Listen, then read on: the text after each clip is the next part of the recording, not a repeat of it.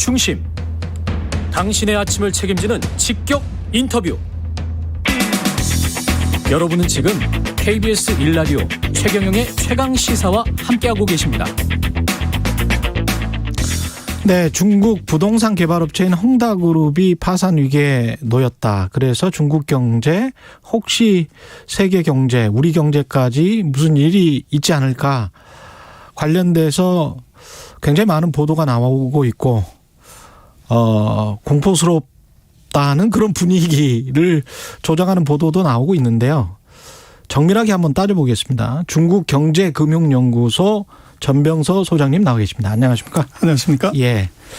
헝다그룹이 파산 위기에 몰렸는데 부도 처리되기 일보 직전인 거는 맞잖아요? 그렇습니다. 예. 아직 부도라는 게 원금을 못 갚아도 부도고 이자를 못 갚아도 그렇죠. 부도인데 예. 그 두 개 다가 지금 해당이 되지는 않고 있습니다. 그런데 근데 세계적인 이제 신용평가사 S&P, 무디, 피치 이 세 개 회사들이 9월 5일, 8일, 15일 이 다가 이제 부도 등급을 내렸어요. 예. 그래서 실질적으로 세계적인 신평사들은 실질적인 부도다.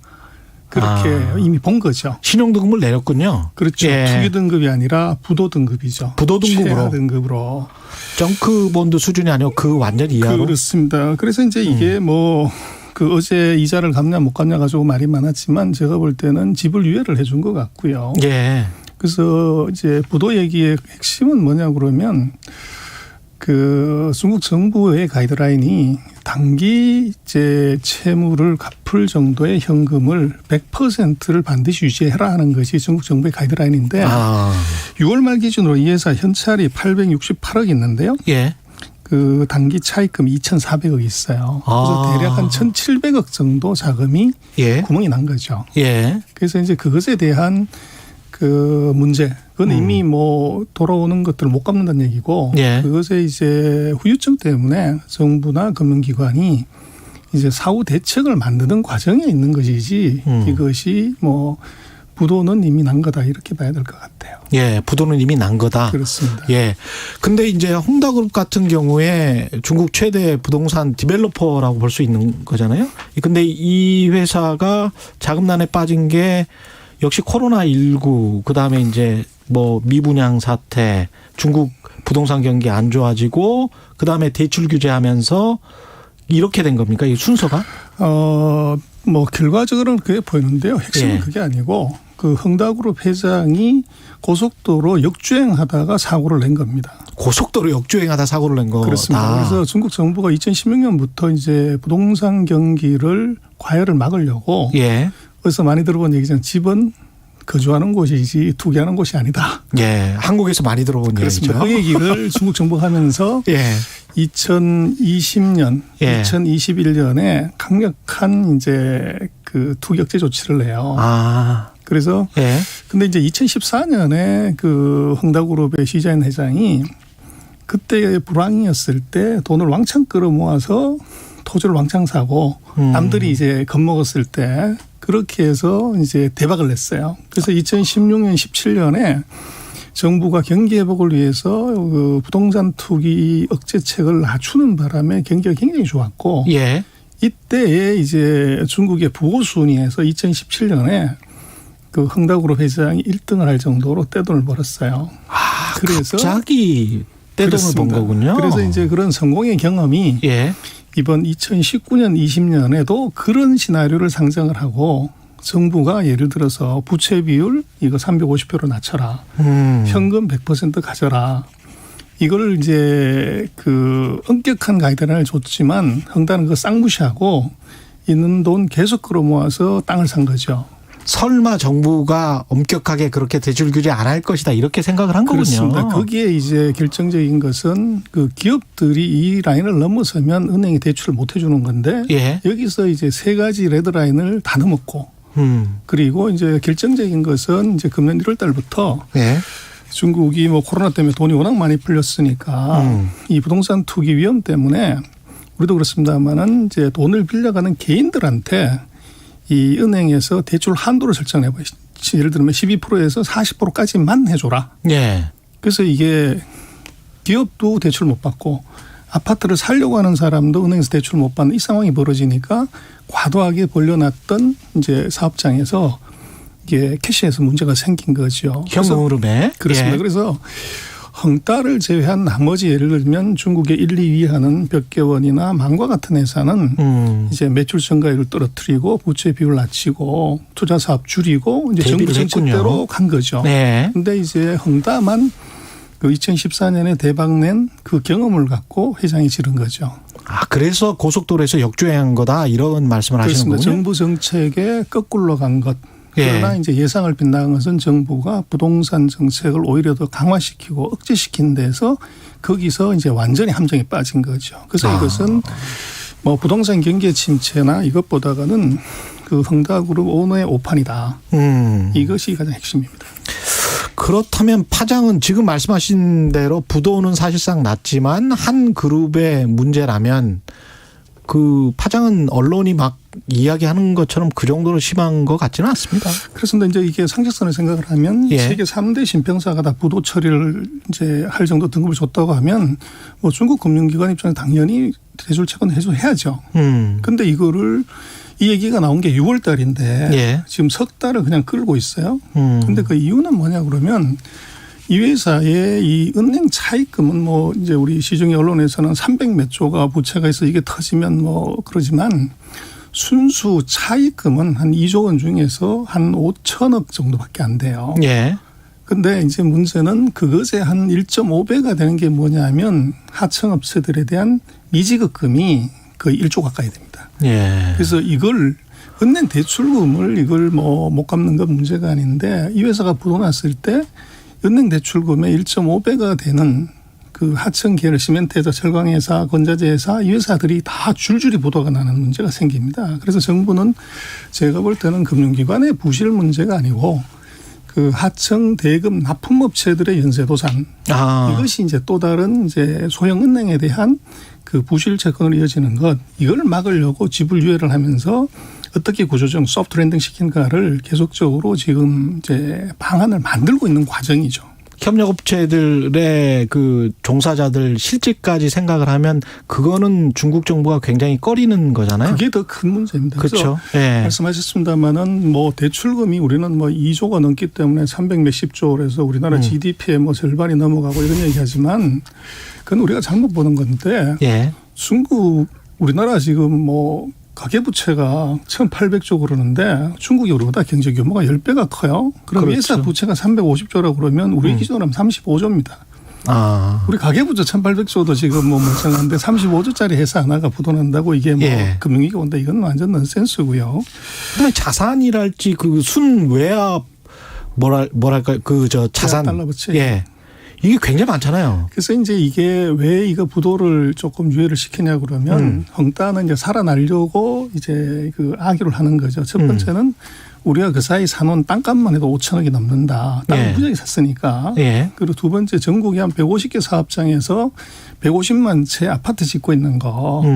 이거 지금 현재 가치로 평가해도 1조 5천억 넘는다. 예. 그래서 우리가 이번 위기만 넘겨주면 한 2조 정도는 바로 이거 해결할 수 있기 때문에 살려달라고 얘기하는 것이고 네. 정부가 봐도 그것은 메이크 센스 하지만 이 회사를 부도 내버리면 아무도 그 땅을 안 살려고 하는 거죠. 그렇죠. 그래서 그렇죠. 부도 났을 때 사면 더 싸니까. 예. 그래서 헝다가 아파트도 30% 할인해 팔고 뭐 하지만은 이게 아파트가 서로 살려고 난리치다 깎아준다 그러면 뭐 매진이 되는데 안 사는 거죠. 예. 그래서 그런 문제가 같이 걸려 있는 것이고 예. 그래서 이제 이게 뭐 얼마나 심각해질 거냐 하는 건데 결국은 이게 이제 외신이나 이런 쪽에서 뭐 이제 외국 금융기관들도 타격을 받을 거다 예. 이런 얘기를 하는데 헝다가 2018년부터 2020년 3년까지 그 달러 부채를 발행한 게 한 180억 달러 정도 돼요. 한 18조 정도. 예. 그래서 그 정도를 가지고서 무슨 외국 금융기관이 뭐 타격을 받는다. 이건 조금 넌센스인데 재미난 것은 지금 제로금리 시대에 헝다가 발행한 이 달러 표시 사채의 금리가 예. 제일 비싼 게 13%, 제일 싼 것도 8%예요. 아이고. 그래서 이미 이것은 높네요. 그렇죠. 네. 그래서 이제 너무 높네. 그 예. 글로벌 IB들이 이 정크 펀드를 사실은 산 거죠. 예. 그래서 이거는 뭐 실제적으로는 부도에 가인 하이힐드 채권이라 보고 산 건데. 그렇죠. 예. 이것은 뭐 당연히 부도 리스크가 있죠. 그래 고위험을 이미 상정을 하고 고수익이 날 거라고 생각해서 이제 들어갔는데 그런 정도죠. 그 중에서 물린 자금은 사실은 그렇게 크지는 않을 수밖에 없습니다. 왜냐하면 하이힐드 채권에 그렇게 많이 투자하는 그렇습니다. 그런 운용사들은 많지 않기 때문에. 그런데 이제 외신에서 또 지적을 하는 거는 이 회사 하나만이 아니다. 중국은 기업 부채, 한국은 가계 부채, 뭐 다른 나라들 미국 같은 경우는 이제 정부 부채. 흔히 이제 이런 이야기를 하지 않습니까? 그래서 중국의 다른 기업들의 부채도 굉장히 큰 상황이기 때문에 홍다그룹이 뭔가 중국 내에서 트리거가 돼서 소비 침체를 불러오고 그 소비 침체가 다시 기업들의 줄도산으로 이어지면 문제가 될 수 있다. 이게 이제 월스트리트저널의 시각이거든요. 그래서 이제 그게 예. 그 서방 언론에서 하는 건 안을 들여다보면 어떤 문제가 있냐면 예. 문제가 되는 것은 부동산 회사인데 부동산 회사에 대해서 정부가 이제 만들어 놓은 가이드라인 현금이 단기부채 100% 이상 돼야 되고 부채 비율이 예를 들면 350이어야 되고 뭐 이런 세 가지 기준에 다 해당되는 회사를 보면 큰 회사는 이 헝다가 2번으로 걸렸고 예. 그리고 이제 4번에 이제 롱창 중국이라는 두 개 회사가 그 경고 사인에 들어가 있고요. 예. 정상적인 중국의 부동산 회사들은 그 경고 사인 다 밑에 있습니다. 안정적으로 가고 있는. 그것은 이제 정부 정책에 따라서 디레버리징하고 자산 규모 줄이고 이제 사업장을 안 벌렸다는 거죠. 예. 그래서 이것이 부동산 업계 그 연쇄적인 그래서 이 패턴이 헝다를 제외한 나머지 회사 이 회사들도 헝다를 따라가는 건 전혀 아니라는 거예요. 예. 그래서 그것이 부동산 업계 전체로 이게 전이되는 헝다가 어떻게 보면 트리거가 되고 샘플은 아니라는 거예요. 헝다가 예. 굉장히 굉장히 예외적인 상황이고 나머지 기업들은 정부 가이드에 따라도 부채를 줄이고 현금을 확보했다는 거죠. 이거를 뒷받침할 만한 뭐 지표 숫자 같은 게 있을까요? 금리 추이랄지 뭐 이런 것들. 그래서 지금 이제 말씀하신 것처럼 뭐 중국의 신용위기, 금융위기 또 업계 위기가 있다면 예. 가장 민감하게 반응하는 것은 단기금리죠. 그렇죠. 그래서 이제 상해 그 은행간 금리라든지 7일물 이제 레포 금리 같은 건데 6월 달부터 이게 터졌지만 6월부터 지금 9월 23일까지 한 2에서 2.5% 사이에서 그대로 안정화되고 있습니다. 전혀 금리에 큰 변화가 없어요. 예. 그래서 그것은 이제 서방 세계가 조금 오버하는 것이라고 보여지고 그 웃기는 것은 이게 터진 건 중국 기업 하나가 터졌는데 예. 이게 홍콩하고 미국하고 유럽이 시장이 폭락을 해요. 그래서 이게 무슨 일이냐 그러는데 그 이유는 예. 뭐냐 그러면 헝다 같은 경우는 이게 전부 다가 홍콩에 상장이 돼 있어. 중국 본토에 상장돼 있는 게 없고. 예. 그러다 보니까 헝다가 부도나면 누가 가장 크게 타격을 받냐 그러면 해외 투자가 타격을 받지 중국 본토 투자가들은 타격 받는 게 없어요. 그래서 예. 오히려 중국 본토는 크게 이제 공포 심리를 갖지 않아요. 근데 또 이게 무슨 문제가 있냐 그러면 이제 헝다를 진짜 부도낼 거냐 이렇게 생각하지만 중국 정부가 이 민영기업 그 부도를 처리하는 방식을 보면 1단계로 자구 노력을 한다. 자산 다 팔고 그래서 예. 안 되면 2단계로 들어가는 것이 지방정부가 투입이 돼요. 예. 그래서 우리하고는 이해가 좀 다르지만 중국은 지방정부 위기는 지방정부가 주체적으로 해결한다 이렇게 돼 있어요. 그래서 광동성 정부가 들어가게 되면 이건 부도 안 된다는 얘기예요. 그래서 광동성 정부가 구조조정하고 자산 팔고 예. 사업부 분리하고 이런 걸 하고 3단계는 뭐가 되냐면 그 지방성 정부가 안정화를 시키고 난 다음에 대주주 찾기를 합니다. 그래서 예. 첫 번째는 기존 대주주 지분을 소각해버리고 제3자를 이제 새로운 대주주로 모시는 거죠. 예. 그래서 주인 찾기를 하고 그다음에 채권에 대해서는 이자를 못 갚으니까 일단 채무를 탕감을 해요. 50% 30%. 그다음번에 출자전을 해버리는 거죠. 우리 대우조선 했던 것처럼. 예. 그렇게 되면 주식이나 헝다의 주식이나 채권을 갖고 있는 외국인들은 첫 번째는 채권을 갖고 있으면 이제 부채 탕감에서 손실이 나는 거죠. 30% 50%. 그렇죠. 그 손실이 하나 있고 두 번째는 주식을 이것을 소액을 하지만 새로운 제3자가 들어오게 되면 3자 배정 유상경제라 자본금 100억인데 이것이 외국 그 새로운 대주주가 100억을 갖고 들어오면 기존에 있는 이제 주주들은 지분율이 그만큼 떨어지는 거죠. 그래서 물량 압박이 같이 생깁니다. 예. 주식이나 채권을 가진 모든 투자가들이 이 중국식 구조조정에 들어가면 다 크게 손해를 보는 구조예요. 그러다 보니까 이제 이 미국하고 홍콩의 투자가들이 크게 공포를 느끼는 것이고 예. 또 중국 시장은 뭐 이 투자가가 없으니까 전혀 거기에 이제 영향을 안 받는 것이죠. 아, 시간이 정말 아쉬운데요. 지금 한 4, 50초밖에 안 남았는데 정말 시간이 아쉽습니다. 국내 금융시장이나 주식시장은 별다른 사실은 반응을 안 하고 있거든요. 큰 영향이 없다고 봐야 돼요. 예. 중국 내부의 일이고 그것이 부동산 시장에서 중국에서 헝다가 4% 정도밖에 안 돼요. 그리고 지금 뭐 여러 가지 얘기지만 중국 전체 대출의 0.2%, 은행 대출의 0.3% 정도가 되는 것이 헝다가 가진 부채 규모예요. 예. 그 정도 가지고서 중국의 뭐 경제가 흔들린다, 금융이 흔들린다, 이건 넌센스고, 우리 같은 경우는 뭐 헝다하고 직접적인 연관성이 전혀 없죠.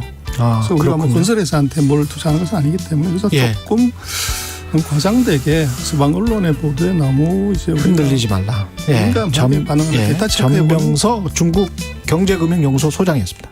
여러분, 집을 살 때 이것저것 꼼꼼히 따져보는 만큼 땅을